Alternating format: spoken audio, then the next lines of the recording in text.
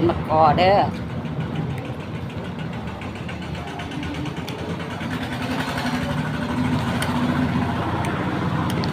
แจวตำแจวกินกับมะกอ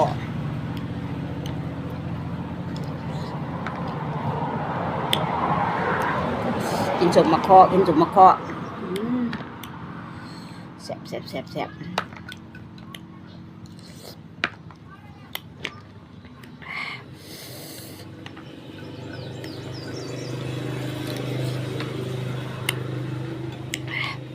ดูสิใส่แบบนี้ก็ได้เด้อ